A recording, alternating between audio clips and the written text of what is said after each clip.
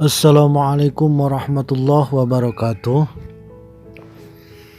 Pada video kali ini saya akan menjelaskan bagaimana apakah ibu bersalin dengan operasi sesar harus mandi wajib atau mandi wiladah. Setelah seorang calon ibu sempurna mengandung jabang bayi, pada saatnya bayi itu akan lahir dari rahim kandung ibunya. Setelah benar-benar tuntas proses persalinan, maka bagi ibunya ada kewajiban mandi karena melahirkan. Mengapa kelahiran bayi mewajibkan mandi? Karena pada dasarnya bayi yang dilahirkan itu adalah sperma yang berkumpul dan berproses di dalam rahim sang ibu. Syekh Nawawi Al-Bantani dalam kitab Nihayatuz Zain menganalogikan kewajiban mandi itu dengan pernyataan beliau, li'anna ghusla yajibu bi khurujil ma'i alladhi yakhluqu minhul walad fa bi khurujil walad aula, yang artinya karena sesungguhnya mandi itu wajib dengan sebab keluarnya air mani yang bayi tercipta darinya, maka dengan kelahiran anak kewajiban mandi itu lebih utama. Di samping melahirkan dengan cara normal, ada pula kemungkinan dan bahkan menjadi alternatif pilihan melahirkan dengan jalan operasi sesar.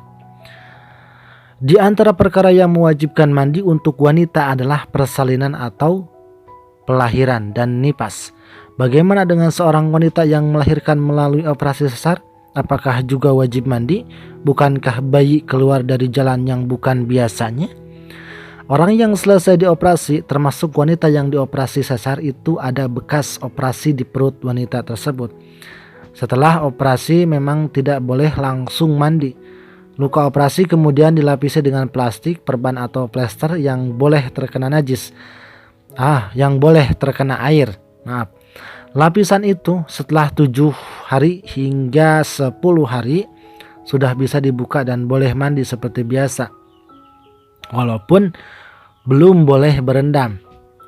Di antara hal yang mewajibkan mandi adalah melahirkan, meskipun masih berupa segumpal darah, alaqah, dan segumpal daging, mudghah, bila kelahiran tersebut terjadi secara normal tanpa operasi, dan dengan catatan bahwa menurut dokter gumpalan itu memang proses bakal bayi.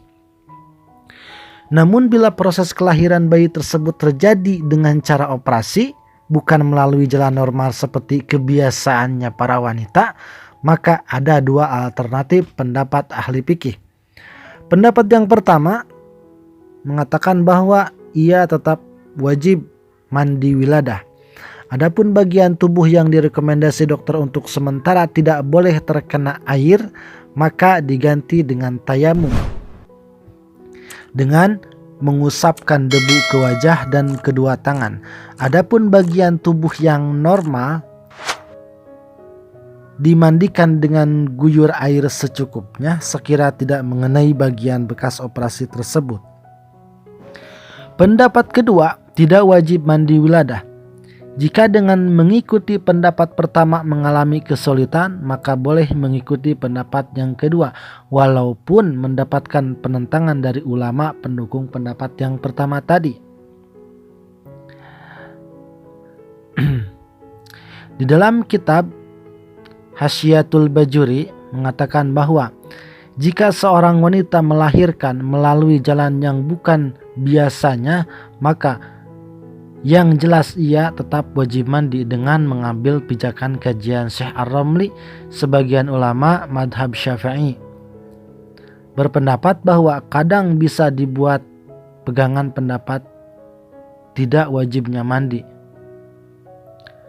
Lebih lanjut, ulama yang memilih tidak mewajibkan mandi dalam persalinan bukan dengan cara normal itu beralasan bahwa bayi itu adalah semacam sperma yang berproses, sehingga ketika bayi itu keluar dari jalan yang bukan biasanya, maka dianggap tidak muktabar.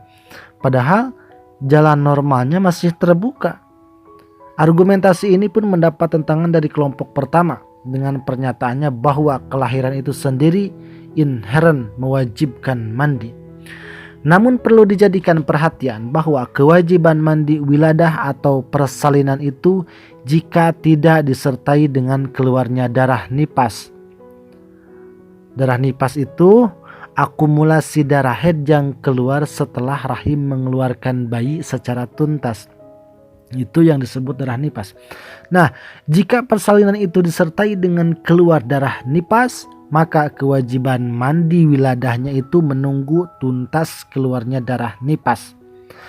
Masa nifas sendiri minimal adalah setetes. Pada umumnya adalah 40 hari dan paling lama 60 hari. Dengan mengacu pada galibnya masa nifas ini, maka dapat dikatakan bahwa para ibu yang melahirkan secara sesar tak perlu risau karena pada masa 40 hari itu insya Allah sang ibu aman untuk mandi menghilangkan hadas besar karena persalinan dan nifas. Karena pada umumnya luka operasi akan sembuh sempurna pada masa 2 atau 3 minggu. Untuk memperoleh penyembuhan yang cepat, pasien dianjurkan memperbanyak mengonsumsi protein seperti telur dan ikan.